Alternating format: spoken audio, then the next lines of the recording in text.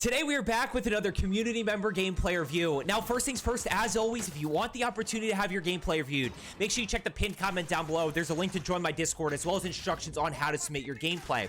Now, today we're breaking down gameplay here from D Swarms, who's a 1.4 KD console player. And you know what? This is a little bit unfortunate. This is just one of the minor downsides of landing in a hot area like prison is you have multiple teams. He gets shot from the roof. He has to rotate down without a gun.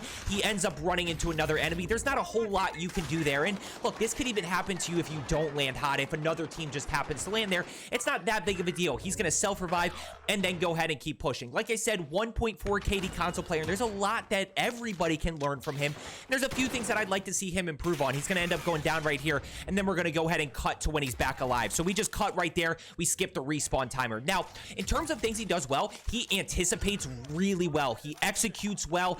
Where I'd like to see him improve right here, one thing that I want you to notice, watch this right here. This is something that a lot of you guys do, and then we'll talk about things in areas that I want to see him improve, is a lot of you actually have good vertical recoil control. Watch this right here. Watch how the plane never leaves this guy's chest. The vertical plane never goes up and down, right? Which is something that I see from a lot of you, especially players who are improving, except that vertical plane, you are shooting at the guy's hip instead of his upper torso. So that's just something where if you slide that aim up a little bit and let that recoil go and then adjust it, you end up hitting high damage areas like he does right here. And we're going to see that throughout this game. Now, in terms of areas I'd like to see him improve, hip firing before he ADSs, hip firing just in general when he's in close quarters, whether you're on console or PC. Obviously, a lot of the audience today is going to be a console player, so we want to hip fire before we ADS, and we really want to hip fire in close quarters because that guy takes up so much of the screen. We really can't miss. Now, where I'd like to see him improve, one other place, he's just very aggressive. He's a very aggressive player, kind of high risk, high reward. Now, in this situation, it does a really good job acting on information. We've got a ping up top, so he's going to go ahead and push this way. He's going to anticipate. Watch how he has his crosshairs out right here, right? He has his crosshairs out. I would say he doesn't fully anticipate him the second time, right? So he obviously doesn't check there. He does do a good job checking here, but then he gets caught with his crosshairs not out. So I'd like to see him slide cancel around the corner. And here's the other situation. Right there, that could have been a hip fire. He decides not to go for the thirst because he hears one down below. But watch how he gets pushed instead of pushing. Like, he knows this guy is pushing up the stairwell. On top of that, a good player, if this guy's a good teammate, he is live pinging you. So as this enemy turns the corner right here, that guy should be ready. So instead of waiting for this guy to push, which is what he does, he should actually go ahead and slide around that corner and push that guy. That's where we talk about pushing versus getting pushed. So when we watch this back volley, I'd like to see him hip fire right here because he can't miss. It's going to allow him to be more accurate. And now, even though he waits here, he's patient, but right here, now you go. Instead of waiting for that guy to push you and potentially giving that guy an opportunity to break your camera. So there's a lot of area right here. This is a great example of him being too aggressive. Like, I generally would just stim and try to get out of there and then go ahead and re-engage. Now, he's going to work his way back up here. And he's still pushing right here. And he's just, look, the downside of this is, like, when you challenge in a moment like this, which a lot of you guys aren't challenging in a moment like this, which is okay. The downside of challenging right here is, like, this guy could have anything. This guy could literally miss shots on you. He could use no movement at all. He could use a pistol, and you're at a disadvantage right here. So you got to be really careful. Now, he's going to go ahead and grab plates right here, at which point he's going to rotate down. Real quick, by the way, for all things Modern Warfare 2, sorry, let's back up. For all things Rebirth and Fortune's Keep, as well as Modern Warfare 2 and Warzone 2, as we head into those, make sure you are subscribed down below if you haven't already. Make sure you hit that thumbs up button, guys. That one click really helps out the video a ton. Now he's going to go ahead and re-engage here. By the way, we noticed we got 3 kills. We got 8 other teams, and we are in quads right here. He's going to drop a 20 kill game right here, so we're really going to be following along with this 20 bomb and also talking about anatomy of a 20 bomb. 6 kills in the first circle.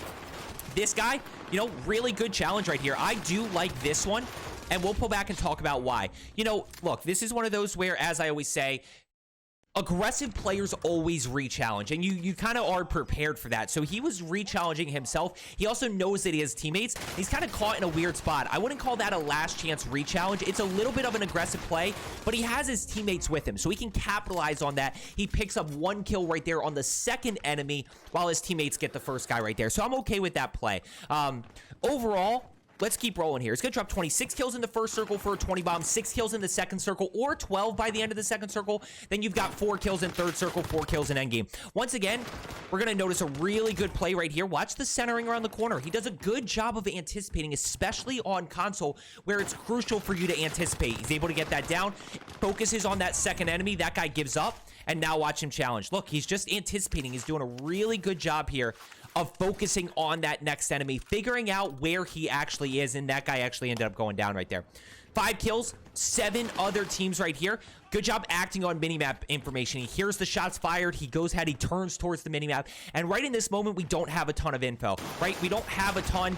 That guy just makes a really good play. And I'll be honest here, I don't think he wins this gunfight no matter what. I think this is just a really good player right here. Notice the one downside, and as we pull this back, I'll, watch the kill cam real quick, and then we'll go ahead and pull it back. And watch how because this guy slides down, you lose sight of him. Generally speaking, you probably lose sight of him whether you're on PC or console. That's just a tough play. And you see him lose sight just for half a second.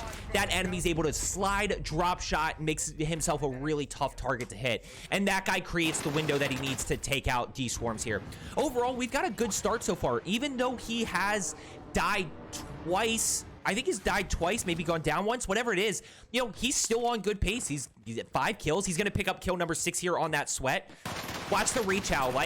Just like I said, he does a really good job. He just keeps shooting right there. This guy pulls right into it. I mean, this is where when you run into a sweaty player like this, 9 times out of 10, I would go further and say 99 times out of 100, they're going to reach out. You just got to be ready for that reach out, especially on console. You want to kind of allow that guy to commit a little bit before you make your next move, because what you don't want is you pushing up, you get caught in attack sprint, he slides around the corner, takes advantage, and look, that a PC player, we fast forwarded right here. A PC player or console player can break your camera. He's going to break somebody's camera a little bit later on.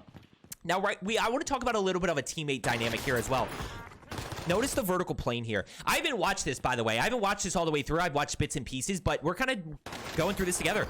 Notice again the vertical plane right here, where I talk about he has really good recoil control, and because he's starting shots at the head, he hits all headshots right there. Let's see how he gets out of this.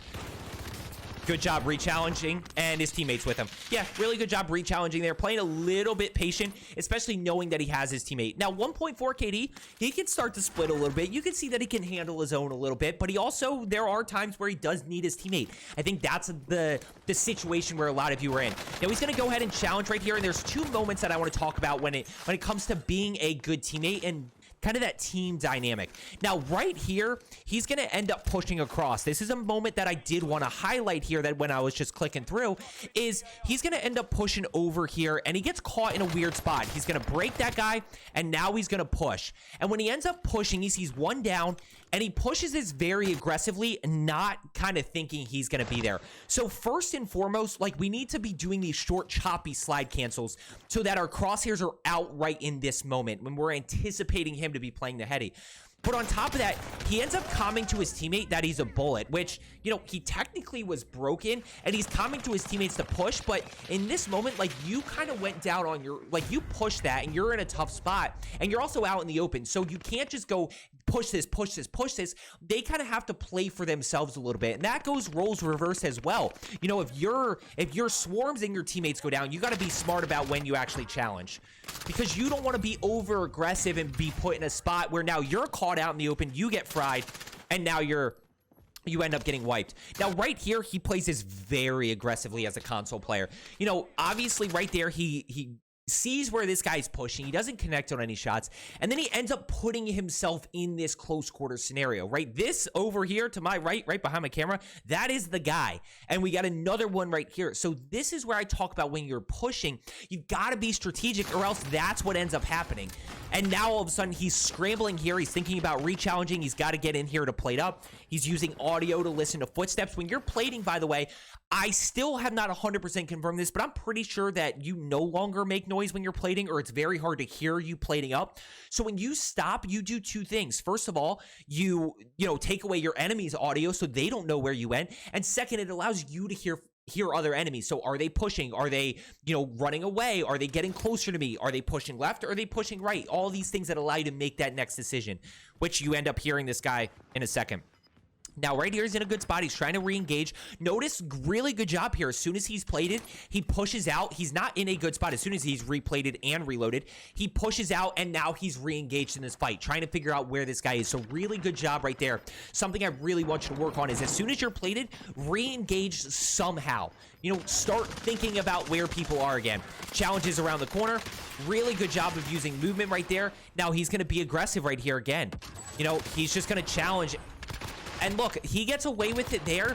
That's not a situation he's always going to get away with. I always talk about in my coaching program, like, hey, we want to look at situations from a bigger picture. That's a very aggressive play there that he may or may not get away with in the future. That's kind of a high-risk, high-reward scenario that we need to be careful of.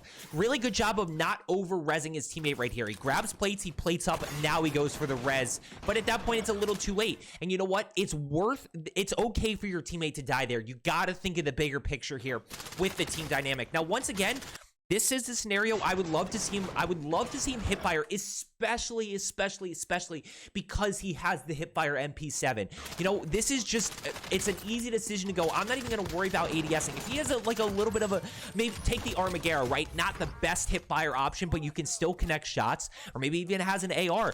Like that one, I would understand him not hipfiring. But when you have the advantage of the hipfire MP7, which is just the build that's put together, you've obviously, oh, this has commando and stuff, but it's still a really good hipfire build. You know, we want to take advantage of that and use that to our advantage, knowing we don't have to ADS, and that'll allow us to be a little bit more accurate. Now, right here, notice we're just short. If we pull this back, notice we're just short of 20 bomb pace, right? We're probably -1, maybe -2. I'll say that 12 actually puts you in a really good spot to hit that 20 bomb pace, and we'll see how this unfolds the rest of the game. You know, we're looking for 4 kills in this third circle, and then we got 4 kills in the full amount of end game, which is 4th, 5th, 6th, and 7th. Now, right here, he's going to go ahead. He's just going to wait. Now he re-challenges. He's going to push up the stairs and be just really careful chasing here. You know, like I said, a good player is going to expect this, and a good player is going to anticipate that you're just chasing. You got to be really careful and instead think ahead as to where he's going. On top of that, he's putting himself in close quarters. That time he does commit to the hip fire, and he doesn't have to worry about, you know, that console FOV at all. He's done a good job so far, and this is actually a pretty decent lobby right here. Going back to what I was saying, you know, 4 kills in that endgame, if you're in a good position, it's pretty easy to do. You can get 5, 6 kills in that last few circles if you're in a good spot, and that lobby tends to be a little bit healthier during endgame. So we don't always have to have 16 at the end of the third. It's just super beneficial. It's just a super, you know, easy way to keep track of whether you're on pace. He's got 13 right here. He's got 5 other teams. Notice he has no information. Now, when you're in this moment of you don't have any information, I want you to start to think ahead, right? One of the biggest cues that we have for where people are is going to be hot areas. But notice control is not in circle, headquarters isn't, living quarters, Nova, those aren't in circle. You know, prison is barely in circle right here, and he's kind of cleared out this side of the map. You know, this is not something I've talked about too much, which he's kind of cleared out a lot of this area. So now we start thinking about, okay, there's 5 other teams. Where could they possibly be? Well, I'm sure there's a team Decon, if not 2 teams. I'm sure there's a team Bio. I'm sure there's a team Chem. We, of course, have this guy right here. That's a wipe right there. So now we're down to 4 teams. Like, they have to... Okay, we are acting on information right now. So at this point, he hasn't fully cleared this out. But if he did clear it out, you know, we start thinking, okay, they've got to be on the other side of the map. They've got to be in Chem and Bio in that area. And then that's where we push. And ultimately, we either run into a team or run into a piece of information. Now, once again, we're -2 here. -2, he's going to go push up. Now, he is very aggressive, right? Like, he is definitely pushing. He gets 1, teammate goes down. Thankfully, this teammate's going to clean up. And this is the second time that I wanted to, this is the second situation that I wanted to talk about when it comes to the team dynamic, is he is saying, res me, res now. Go ahead and res. But look at the, like, because his teammate right here thirsted, he has both of these pings. So when you're at this moment right here, I think it's about 45 seconds to revive somebody. I haven't tested it in a while, but I don't see why it would have changed. You have about 45 seconds if this timer's completely full. So right now, I mean, I don't want to do math right here. 2/3, we've got about 30 seconds until he actually dies here. So his teammate has plenty of time to revive his teammate. So watch, now we get information about where he's going to, and we can kind of keep track of that and go, okay, we still have time right here. We still have 20-something seconds in this moment to get the revive off. So he's got plenty of time. You don't need to rush right there. You can be smart about it. Make sure it's safe. Now, things that I would not do, probably both sit in this corner, right? Probably a little bit dangerous, especially one of those guys. They're both kind of low health right here. So we're talking about both of these guys could be dead in an instant on accident. You know, somebody could fly around this corner, just shoot in that corner, and then ultimately that's game over right there. So we have 15 kills, by the way, because he picked up one right there. So we're just -1. We've got to find a way to pick up 5, and spoiler alert, like I said, he's going to drop 20. So this is where you can pick up more than 4 circles in endgame right here. Challenge around the corner. Really good job anticipating. Really good job. No, you saw him go left. Yep. That's the sweat. Good job. Oh, and there's another one. Does he trade with his teammate? Teammate's able to clutch up right there. Get the kill. You didn't get your thirst over to the left. You did not get your thirst over to the left. Oh, he gets the hip fire right there. Watch this. This is such a good play. He's fighting the gas mask, right? So as he fights the gas mask, it's just a hip fire. That's a great example right there of where hip fire is so accurate. It's just so accurate. 16 kills. Can't really res the teammate right here. This guy's down, so you can definitely get the thirst here for information. Is he going to revive his teammate? He is. Risky play. You know where one is. Does his teammate have stims? Yes, he does. Okay, so they're back in right here. 17 kills. Now you're in like a little bit of tough spot. You gotta rotate here. You don't have gas mask. You do have 2 stims, so you're not in an awful spot. But look, this is one where you could easily get out of a circle right here, and then your game's over. And you're very low health at this point. Teammate bought a gas mask, I'm guessing. Teammate bought, I don't know what teammate bought, but teammate's still alive. Teammate bought his teammate back. Interesting play right there. I actually don't hate it. And now all of a sudden you got 3. Yep, go ahead and use your stims at this point. It's gonna be really tough to get into circle. And notice, okay, so here's the problem with the situation that he's in. He's in like the worst possible spot right here because he's so out in the open with nowhere to go. He's trapped on low ground. He barely has plates. I almost would have committed to one more gas play and then just kind of seen where he was going. I would have forced them to make a play. Now he's got plates, so he's going to push. There's one. He gets one down. By the way, remember the situation I talked about where 2 teammates are really close together and you can almost easily get the down and thirst because they're just so close together when the 2 of them were sitting in a corner? Well, there you go. First one goes down. Second one's you just got to execute on. First one down right there. Challenge around the corner. You got the advantage. Down, thirst. You get information about where they are. Now you got plenty of time right here. You got plenty of time. You get more information right there. Don't rush. 1v1 situation. You definitely need plates. You have enough. You got the gas mask right there. So play the gas mask. Yeah, you're fine to play gas mask here. Now, did he grab all the plates from the satchel? I don't know if he did or not.